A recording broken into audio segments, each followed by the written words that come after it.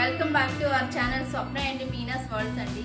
ఈరోజు అయితే నేను ఒక మంచి వడియాలు అయితే నేను మీకు చెప్పాలనుకుంటున్నాను. వడియాలు ఏంటనుకుంటున్నారా, మనం ఇంట్లో ఎక్కువ ఒక్కొక్కసారి కొంచెం రైస్ మిగిలిపోతుంది, వేస్ట్ అయిపోతుంది, పడేస్తాం అనుకుంటాం కదండి. అలా వేస్ట్ అవ్వకుండా ఆ రైస్తో కొంచెం వడియాల్లా పెట్టుకుంటే బాగుంటుంది కదా. అంటే వేస్ట్ చేయడం దానికంటే ఏదోలాగా యూజ్ చేయడం, కొంతమంది చద్దనం లాగా లేకపోతే పులిహోర ప్రతిసారి ఒకేలా చేయాలనుకో, ఒక్కొక్కసారి ఒక డిఫరెంట్గా చేంజ్ చేసుకుంటే నేనైతే ఈసారి అయితే మిగిలిపోయిన రైస్తో వడియాలు అయితే పెట్టాలనుకుంటున్నానండి. అవి ఎలానో ఏంటో చూపిస్తాను రండి. మరి వచ్చేయండి. మరి మనమైతే ఈరోజు అన్నంతో వడియాలు పెట్టుకుందాం అనుకున్నాం కదండి. ఆ అన్నంకు వడియాలకి అయితే పచ్చిమిర్చి వేసాను, కొంచెం అందులో ఉప్పు వేసానండి, అన్నంకి సరిపడంత.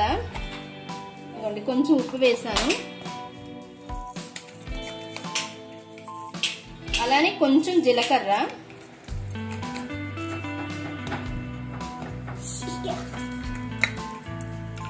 అలానే కొంచెం వామండి. ఇదైతే మిక్సీ పట్టేసుకుందాం ఇప్పుడు.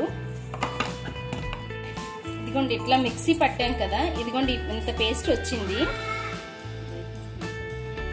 నా దగ్గర అయితే ఈ రైస్ అయితే మిగిలిందండి, మళ్ళీ ఎందుకు వేస్ట్ చేయడం అని అయితే నేను ఇదిగోండి ఈ రైస్ని అయితే కొంచెం మెత్తగా చేస్తున్నాను.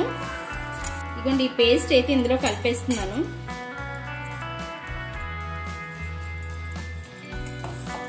కలిపేసి ఇట్లా మెత్తగా చేసుకోవాలి. కొంచెం వాటర్ అయితే పడుతుందండి కొంచెం మెత్తగా చేసుకున్నాక. మనకి కారం కూడా కొంచెం ఆయిల్లో వేయించుకుంటే కొంచెం కారం తగ్గిపోతుంది అని అనుకుంటే కొంచెం కారం అయితే ఎక్కువ వేసుకోవచ్చు. లేదు పిల్లలకి పెడతాం అనుకుంటే మాత్రం కొంచెం తక్కువ వేసుకోవాలండి, ఎందుకంటే పిల్లలు కొంచెం కారం ఇష్టపడరు కదా. ఇవ్వండి ఇలా మెత్తగా కొంచెం చేసేసుకోవాలి.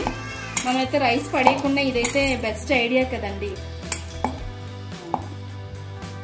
ఎందుకంటే కొంచెం అంటే కొంచెం వాటర్ తీసుకుంటున్నాను, ఎందుకంటే కొంచెం మనకి పేస్ట్ లాగా రావాలి కదా. దీన్ని కొంచెం మిక్సీ వేసుకుంటే మనం మురుకులు చేసి గిది ఉంటుంది కదా, దాంట్లో కూడా తిప్పుకోవచ్చండి ఇది.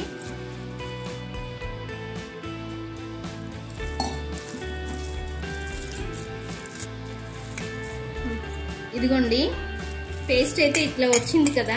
నేనైతే అన్నాన్ని అయితే బాగా మెత్తగా చేసేసానండి. ఇదిగోండి బాగా మెత్తగా చేసేసుకున్నాను. అలానే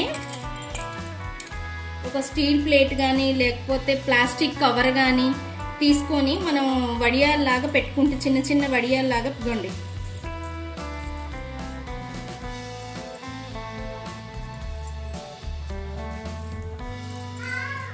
ఇదిగోండి ఇట్లా వడియాల్లా పెట్టేసుకుంటే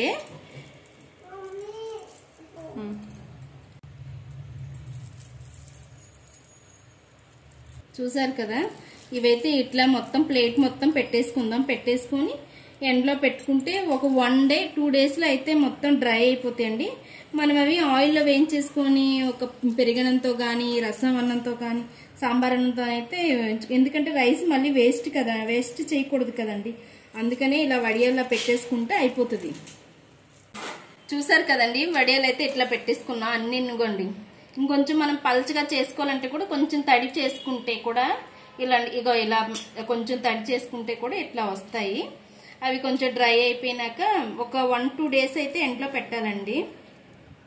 కానీ మంచి ఉప్పు కారం, కొంతమంది అయితే నువ్వులు కూడా వేసుకుంటారండి. నువ్వులు వేసుకున్నా కూడా బాగానే ఉంటుంది. కొంతమంది సెంటిమెంట్ ఉంటుంది కదా, సాటర్డే రోజు నువ్వులు తినకూడదు అది సెంటిమెంట్ ఉంటుంది కదా, అలాంటి మనం అవాయిడ్ చేసుకుంటే సరిపోతుంది. ఇగోండి ఇవైతే మనం ఎండలో పెట్టేసుకొని 2 రోజుల తర్వాత వేయించుకొని సాంబార్లో తింటే మంచిగా ఉంటుంది.